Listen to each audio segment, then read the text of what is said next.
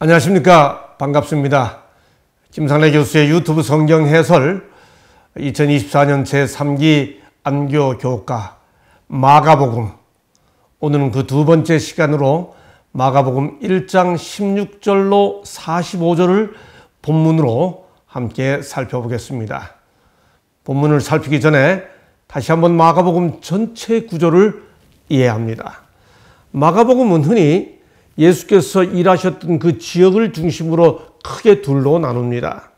1장부터 8장, 9장부터 16장이죠.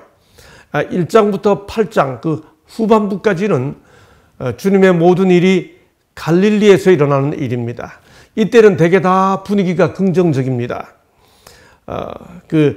나사렛 그의 고향의 이야기, 거기서 제자들을 부르는 이야기, 또 갈릴리의 이야기, 그리고 갈릴리에서 사람들을 치료하시고 환영을 받으시는 이야기입니다. 그리고 이제 8장 후반부에서부터 9장, 10장, 11장, 16장까지는 예루살렘에 가셔서 배척당하시고 심판당하시고 또 신문당하시고 마침내 고난당하시는 그런 장면이 마가복음의 제2부입니다. 이걸 조금 더 세분하면 8장 후반부부터 9장, 10장은 갈릴리에서 예루살렘으로 가시는 행로에 발생된 일이고, 11장부터 시작해서 16장까지가 예루살렘에서 있는 일이죠. 그런데 이번 교과 저자 셰프로드 교수는 마가복음 전체 내용을 이렇게 둘로 나누죠. 1장부터 8장 30절까지는 예수는 누구인가? 라고 하는 주제고, 8장 31절부터 마지막까지는 예수는 어디로 가고 있는가? 예수는 누구인가? 메시아죠. 그 점차 처음에는 못하게 하시다가 점점 밝혀지는 내용으로, 후반부에서는 예수께서 십자가로 가시는 그 길, 그 내용을 다루고 있다고 하는 겁니다. 오늘 1장 16절부터 45절을 교과 저자는 A day in the ministry of Jesus, 예수의 사역의 하루, 우리 역자가 그렇게 번역했죠. 그런데 제가 혹시 우리 독자들과 시청자들이 이 번역문을 보고 오늘 공부하는 전체 범위가 하루 동안 일어난 일이구나 라고 오해하지 않으시도록 표현을 조금 다듬어 보았습니다. 예수 사역의 하루, 한날에 관한 기사가 아니고 예수께서 하루에 하신 어떤 일들을 하셨나라고 하는 것을 소개해 주고 있기 때문에 여러 날입니다. 그래서 예수의 하루 사역, 이렇게 조금 표현을 다듬어 보았습니다. 이번 주에 우리가 공부할 내용은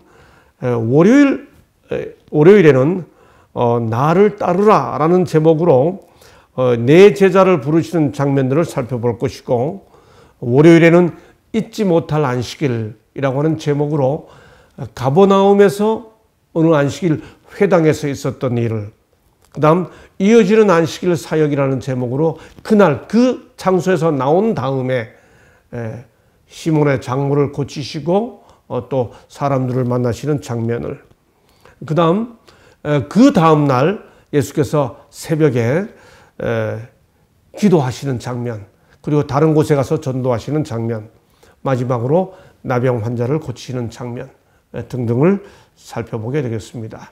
먼저 첫 번째 주제로 나를 따라오라 라는 제목으로 살펴보겠습니다. 갈릴리 해변으로 지나가시다가 시몬과 그 형제 안드레가 바다에 금을 던지는 것을 보시니 그들은 어부라. 예수께서 이르시되 나를 따라오라. 내가 너희를 사람을 낚는 어부가 되게 하리라 하시니 곧 그물을 버려두고 따르니라. 조금 더 가시다가 세베대의 아들 야고보와 그 형제 요한을 보시니 그들도 배에 있어 그물을 깁는데 곧 부르시니 그 아버지 세베대를 품꾼들과 함께 배에 버려두고 예수를 따라가니라. 먼저 예수께서 지나가시면서 만났던 그 장소는 갈릴리 해변이었습니다. 여러분이 갈릴리는 사실 바다가 아니에요. 호수죠. 다 잘 아시는 대로 이 갈릴리 호수는 누가복음 5장 1절에서는 게네사렛 호수라고 불렸습니다. 구약에는 킨네렛 호수라고 불렸죠. 여호수아 13장 27절에 보면 교회 시대가 시작되면서 로마 황제 티베리우스가 자기 이름을 따서 이 호수를 티베리아 바다, 티베리우스 바다라고 바꿨습니다. 그래서 우리 찬미 466장에 티베리아 맑은 바다 하는 이 찬미의 그 티베리아는 바로 이 갈릴리 호수를 가리키죠. 예수께서 제자들을 보고 따라오라 말씀하셨습니다. 이 따라오라는 부르심 속에 어떤 의미들이 담겨 있을까요? 저는 이 부분을 묵상하면서 우리가 주님의 부름을 받아 나를 따르라. 찬미가에도 따르라라고 하는 표현이 들어가 있는 찬미가 참 많습니다. 주 예수를 따라가는 예수 따라가며 신앙은 예수님을 따르는 거죠. 내가 너로 사람을 낚는 어부가 되게 해주겠다. 여러분 평생을 통해 갈릴리 호수에서 어부가 되어 그 고기를 낚는 것을 생업으로 살아온 베드로에게 사람을 낚는 어부가 되게 해주겠다라고 말했을 때, 그 말이 뭐 단순간에 어떤 익숙한 일꾼이 된다는 것이 아니라 그만큼의 시간이 들 수도 있겠구나라는 것으로 받아들여질 수 있었겠죠. 여하튼 사람을 낚는 어부가 가치관이 달라졌죠. 생업 차원에서 사명으로 바뀌었죠. 마지막으로 되게 하리라. 나를 따르라. 내가 너를 사람을 낚는 어부가 되게 하리라. 결국 주님의 부르심에는 그의 제자들을 뭐가 되게 하시는 것이 포함되어 있죠. 부르심의 목적이 분명한 겁니다. 바로 그것은 뭐가 되게 하시는 거죠. 그런데 이 본문에 나타나 있는 주님의 부르심의 대상이 된 사람은 네 사람인데 각각 두 형제지요. 시몬과 안드레 그리고 야고보와 요한입니다. 그런데 본문을 잘 살펴보면 이들이 부르심을 받았을 때 그들이 하고 있던 상황이 좀 다르죠. 시몬과 안드레는 그물을 던지고 있었다. 물론 누가복음 5장 3절에 보면 베드로도 배가 있었습니다. 당연히 배가 있었겠죠.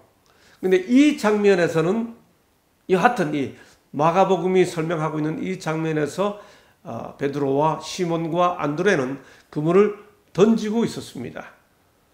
배에서 던지고 있었는지 육지에서 던지고 있었는지는 본문이 묘사하고 있지 않죠. 그 다음 야고보와 요한에 와서는 그들이 그물을 깁고 있었는데 어디서 깁고 있었다고 말하는가 하면 배에서 깁고 있었다라고 말을 합니다.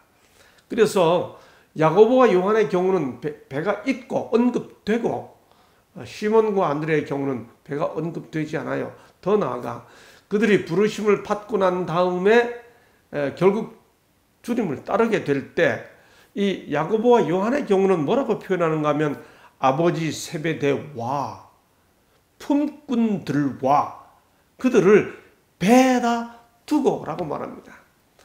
여러분 그러므로 이 교과 저자가 제공해 주는 것처럼 시몬과 안드레, 야고보와 요한에 대한 이 묘사는 야고보와 요한이 아버지가 있고 품꾼들을 둘 만큼 좀 더 재정적, 경제적 여유가 있었음을 나타내 주죠. 셰퍼드 교수, 이 교과 저자는 이 부분에 주목해서 뭐라고 교과 24쪽에서 설명해 주고 있나요? 주님이 베드로와 안드레도 부르시고 야고보와 요한도 부르셨다는 이 사실은 품꾼을 둔 아버지가 품꾼을 둔 그들도 부르셨다는 것은 빈 불을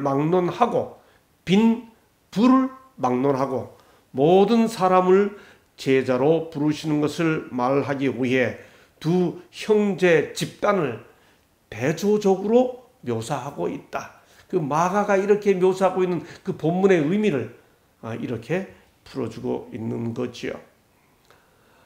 이 부르심에 대해 이 제자들은 어떤 반응을 했습니까? 시몬과 안드레는 곧 그물을 버려두고 따르니라 했습니다. 야고보와 요한은요, 배 버려두고 아버지 세베대와 품꾼들을 함께 배 버려두고 예수를 따라가니라. 우리가 이런 장면을 읽을 때마다 어떻게 생면부지의 선생이 젊은 선생님이 부른다고 해서 이렇게 모든 걸 버려두고 즉각적으로 따라갈 수 있을까라는 의구심이 떠오르지 않을 수가 없죠. 그래서 우리는 사복음서를 조화롭게 함께 살펴봐야 되죠.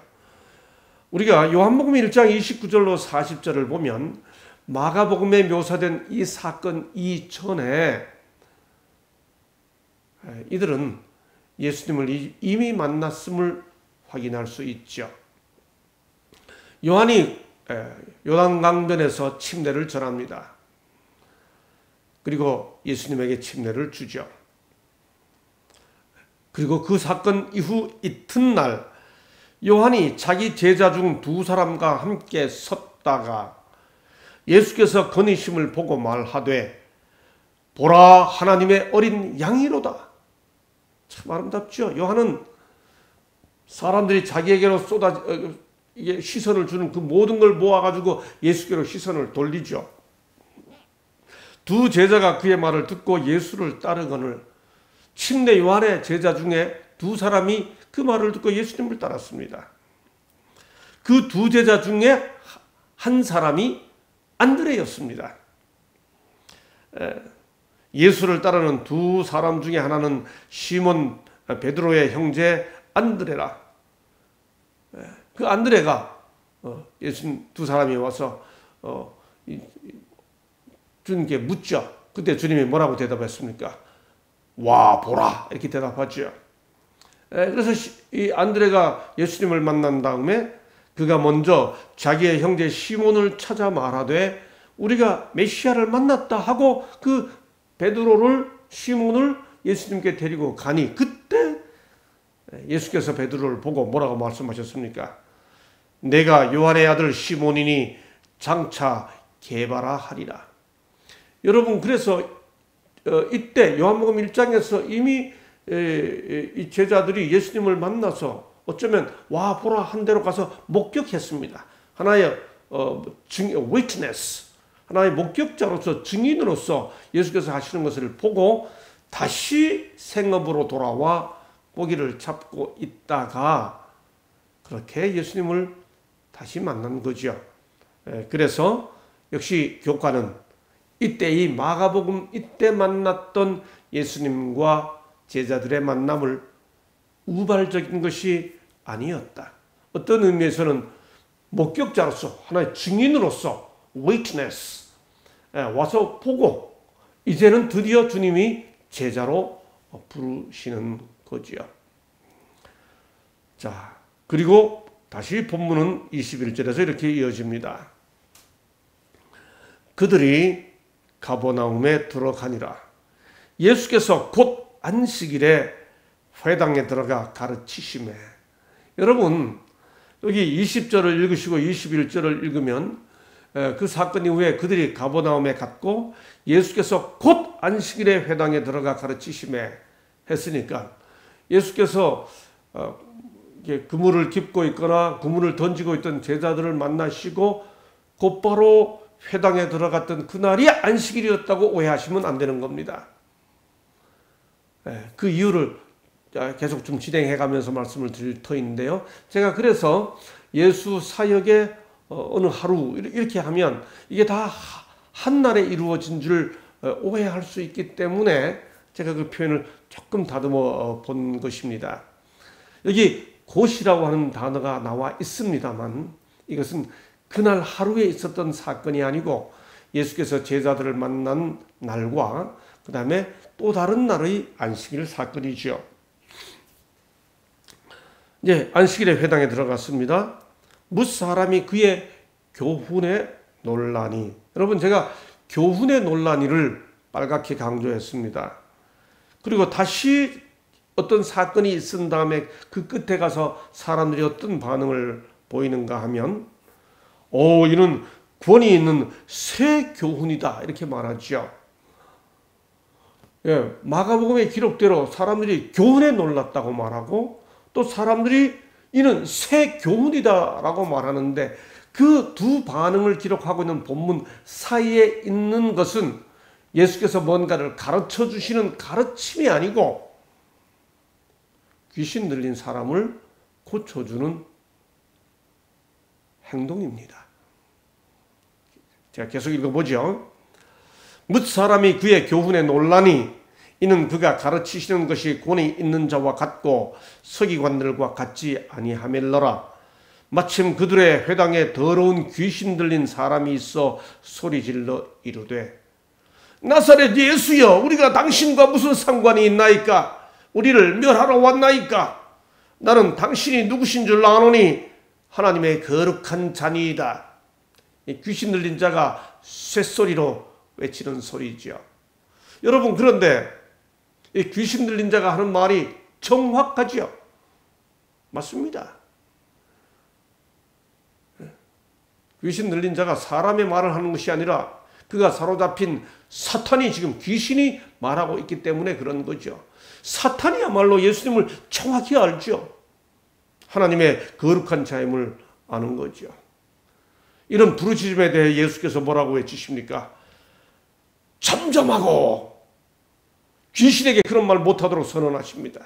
오늘 우리가 본문 살펴봅니다만 제일 끝에 가서 나병 걸린 자를 고쳐주시고 난 다음에도 주님이 그 말하지 말라고 말씀하십니다. 주님은 당신이 메시아이심을 지금 귀신도 말 못하게 하고 있습니다.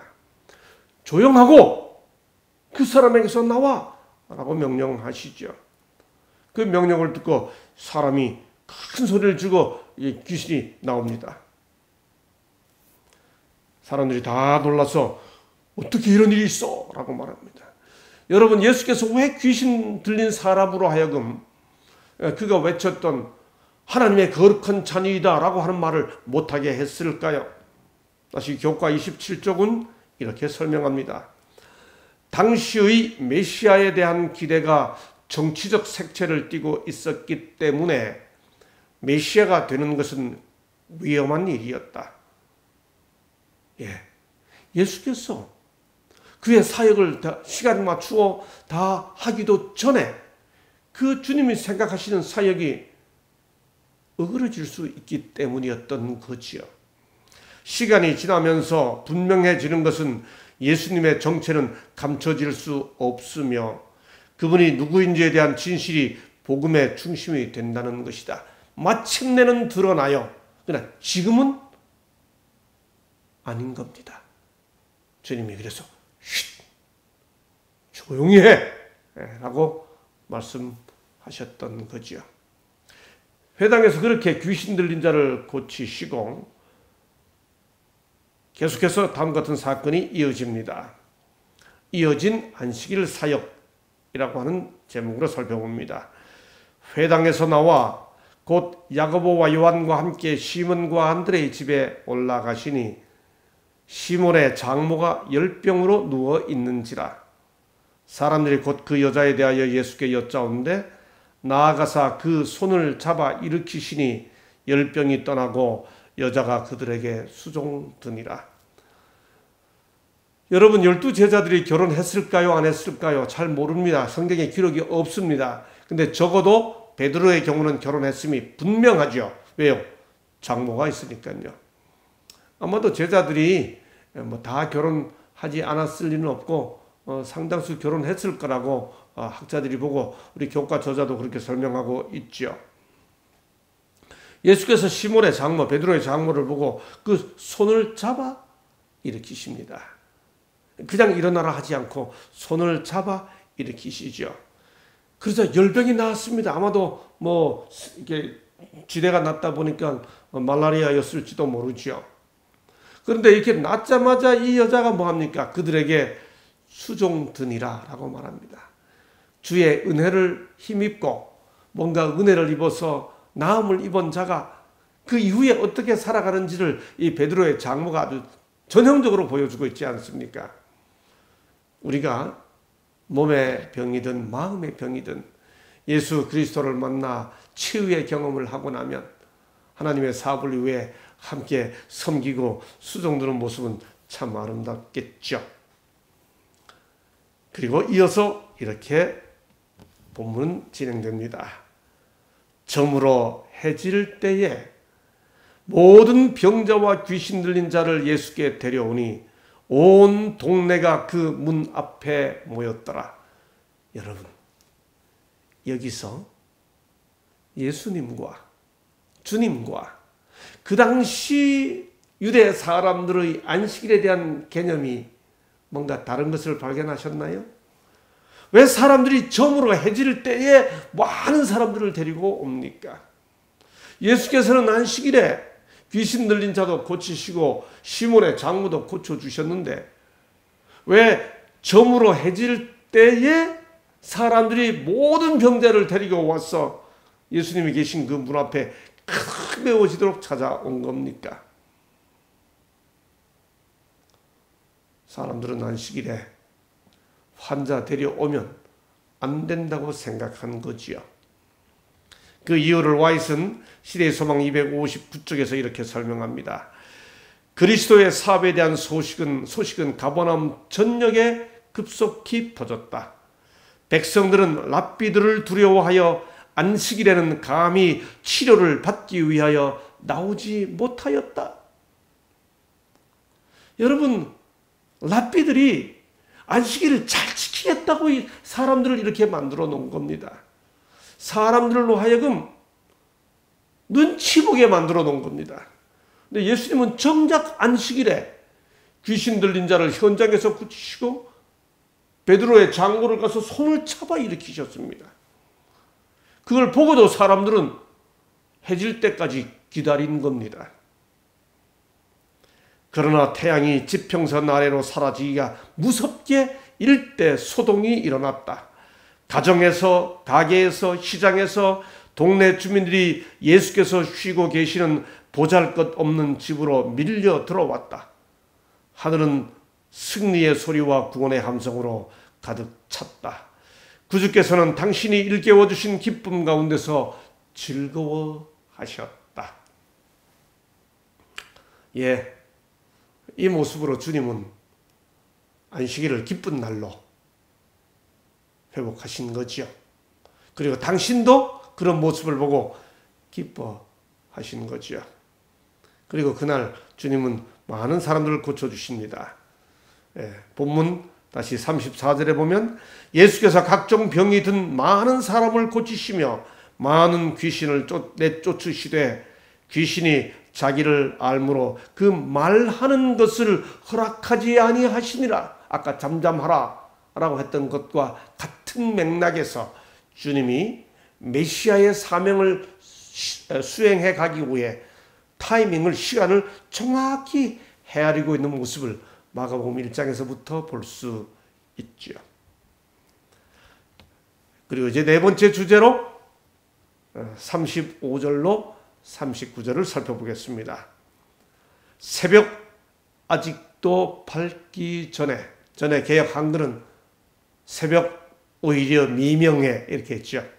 새벽 아직도 밝기 전에 예수께서 일어나 나가 한적한 곳으로 가서 거기서 기도하시더니 시몬과 및 그와 함께 있는 자들이 예수의 뒤를 따라가 만나서 이르되 모든 사람이 주를 찾나이다. 이르시되 우리가 다른 가까운 마을들로 가자. 거기서도 전도하리니 내가 이를 위하여 왔노라 하시고 이에 온 갈릴리에 다니시며 그들의 여러 회당에서 전도하시고 또 귀신들을 내쫓으시더라. 예수께서는 그 분주한 안식일에 해 지고 난 이후까지 이어진 사람들을 치유하시는 사역, 그야말로 예수의 어느 치유의 사역의 어느 하루, 그 안식일을 보내신 다음 그렇게 많은 사람들을 만나시고 다음날 기도하러 일찍 일어나셨던 거죠. 이걸 보면 예수께서 얼마나 기도를 생활화하셨는지를 알 수 있습니다. 기도 외에는 사실 다른 설명이 필요 없습니다. 그렇죠? 다시 교회정언 2권 202쪽에서는 이렇게 설명합니다. 구주께서 신적 능력을 소유하셨음에도 불구하고 기도의 필요를 느끼셨다면 연약하고 죽을 수밖에 없는 죄인인 우리는 얼마나 더 열렬하고 끊임없는 기도의 필요를 절실히 느껴야 할 것인가.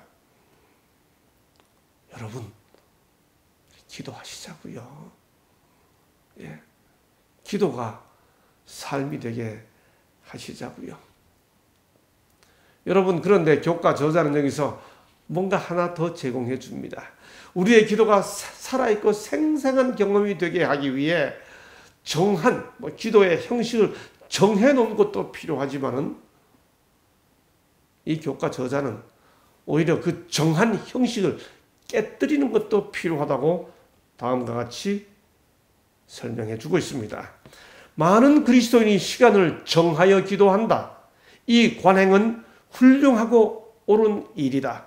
그러나 거의 기계적이고 일상적인 것이 될 수도 있다. 여러분, 전 세계에서 성경에 나오는 예수님의 습관대로 새벽 기도가 있는 기독교 공동체는 대한민국이 아주 특징인 것 잘 아시죠? 성경에 나온 대로 주님이 아침에 기도하셨기 때문에 새벽에 기도하는 건 아주 좋은 일입니다. 근데 한국 사람들은 기독교 복음이 들어오기 전에도 새벽에 어머니들이 아들을 위해 정한수 떠놓고 비나이다 빌었죠. 그게 초기 기독교 선교에 기독교 복음하고 딱 맞아 떨어져서 그게 경건의 표상이 된 거 다 잘 아시죠? 시대가 바뀌고 3교대 시대가 시작이 되고 밤 근무하는 분들도 나타나고 늦은 시간까지 이것저것 하지 않을 수 없는 사람들도 나타나지요. 그런데 우리의 그런 기도 행습이 거의 습관이 되어 기계적이고 일상적이 될 수도 있다. 그래서 교과 저자는 다시 이렇게 말합니다. 그런 정형화된 틀을 바꾸는 방법은 기도 시간을 변경하거나 때때로 평소보다 더 오래 기도하는 것이다. 딱 정해진 기도 시간에 기도하는 것도 대단히 훌륭하고 옳은 일이에요. 근데 그것이 기계적이 되었거나 정형화돼가지고 형식화되어서 누군가가 그 형식을 따르지 않으면 나도 모르게 저절로 비평하게 되고 평가하게 된다면 오히려 그 방법을 바꾸는 것도 우리의 기도 생활을 새롭게 할 수 있다는 거지요. 절대 변하지 않는 어떤 틀을 반복하며 그것에 자신을 가두는 것이 핵심이 아니다. 오히려 우리가 신앙의 형식주의에 빠져서 기도 형식을 따라하지 않는 누군가를 평가하고 비평하는 마음으로 우리의 기도 형식의 틀을 고집하고 있다면 오히려 거기에 우리가 가두어질 수 있다는 거죠. 주님께서 여하튼 이렇게 기도하셨을 때 제자들이 그가 있는 곳을 찾아갔어요. 제자들도 예수께서 어디서 기도하는 걸 하시는지를 알고 계셨던 거죠. 주님, 사람들이 다 찾아왔는데요. 그러자 주님이 뭐라고 대답합니까? 우리가 다른 가까운 마을들로 가자. 거기서도 전도하리니 내가 이를 위하여 왔노라 라고 말씀하십니다. 예, 주님은 몰려드는 사람들에게 구속받지 않으셨죠. 여전히 해야 할 곳을 찾아가셔서 이리저리 갈릴리 마을을 다니시면서 여러 회당에서 전도하시고 귀신들을 쫓으셨다고 본문이 말하고 있습니다. 이제 마지막으로 본문 40절로 45절에 나타나 있는 한 나병 환자를 치유한 기사를 살펴봅니다. 아무에게도 말하지 말고 라는 제목의 목요일 소재입니다.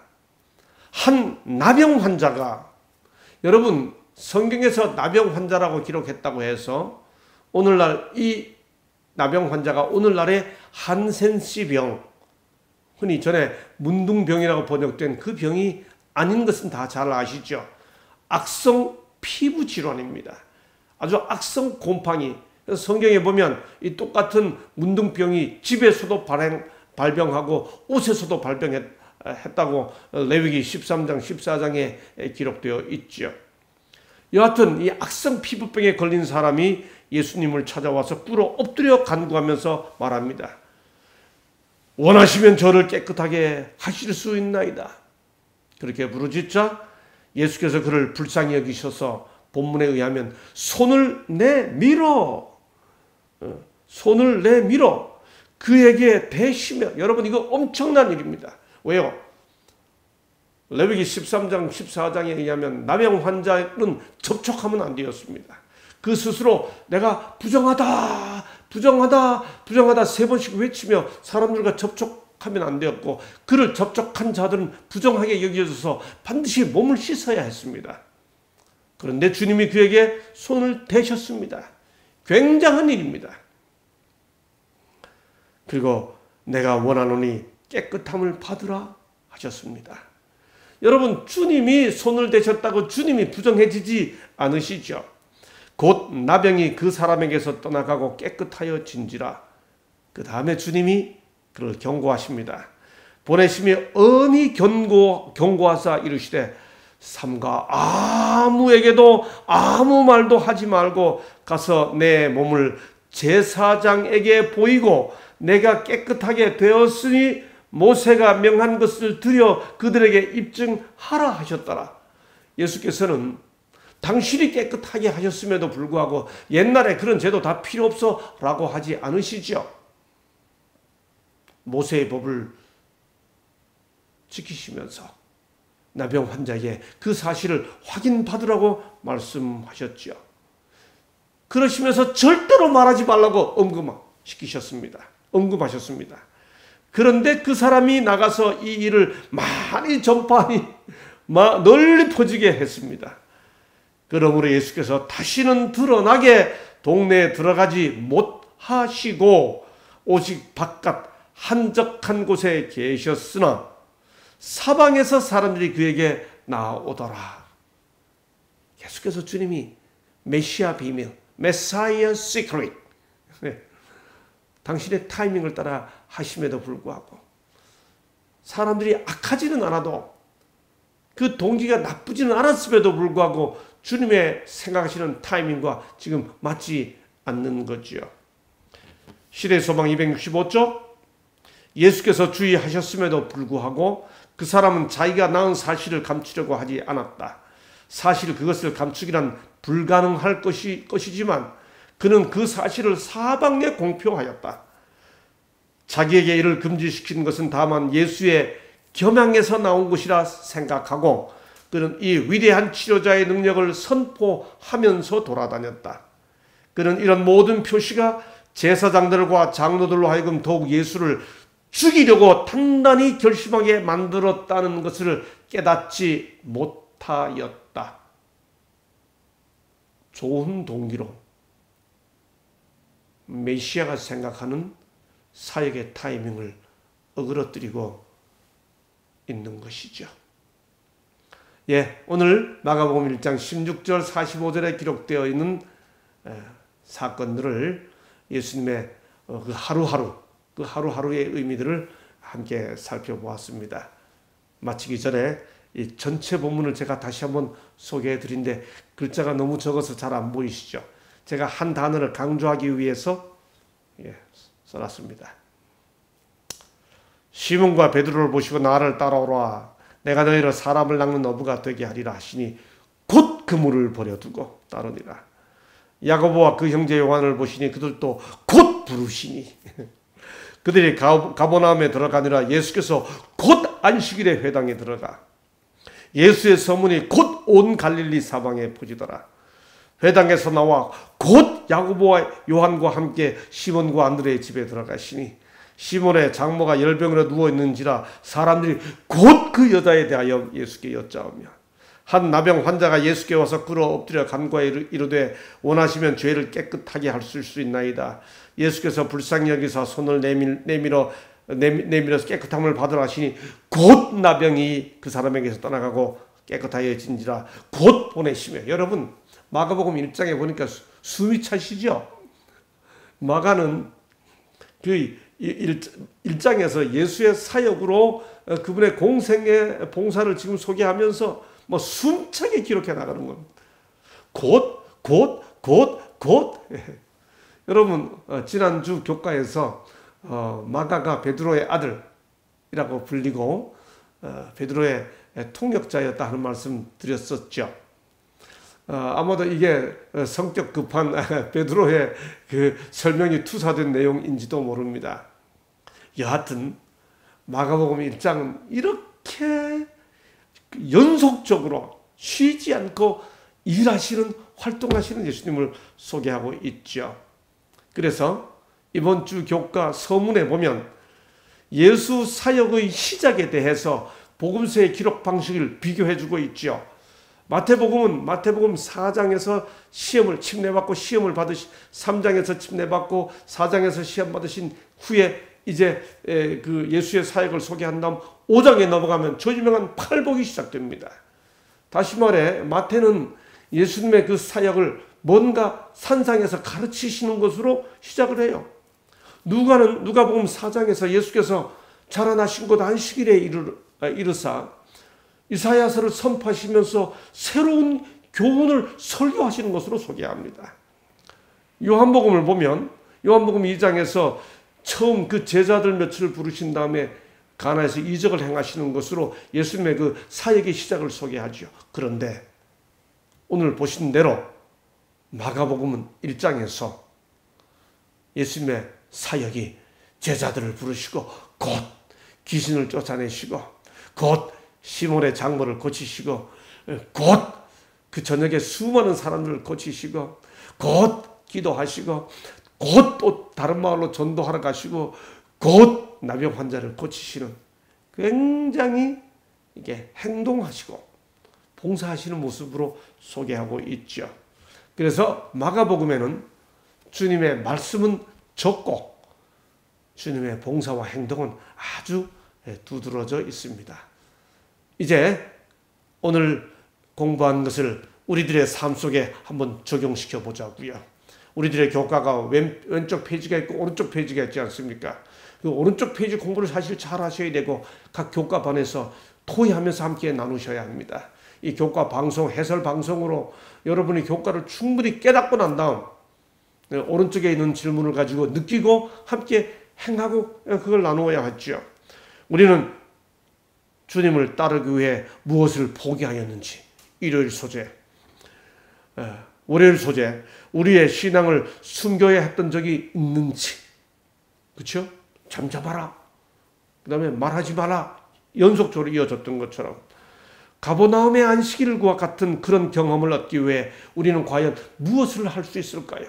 예수께서 하셨던 것처럼 사람들을 기쁘게 하시고 당신도 기쁘셨던 것처럼 우리는 안식일을 기쁘게 하기 위해 사람들을 살리기 위해 무슨 일을 할 수 있을까요? 우리가 우리의 기도를 새롭게 하기 위해 적용해야 할 원칙과 방법은 어떤 것이 있을까요? 마지막으로 나병 환자가 주님이 겸손해서 말하지 말라고 그랬을 거야 라고 하면서 온 동네방네 예수님의 이야기를 전했죠. 의도가 좋았어도 결국 기다리지 못해서 오해해서 복음 사업을 오히려 방해가 된 일을 그런 실수는 없었는지 우리 함께 생각해 보면서 교훈을 배우시자고요. 이 마가복음 1장 16절로 45절의 귀한 말씀이 오늘 우리들의 삶에 이런 문제들을 새롭게 하는 말씀 연구가 되었기를 기대하면서 오늘 교과는 여기서 마치겠습니다. 감사합니다.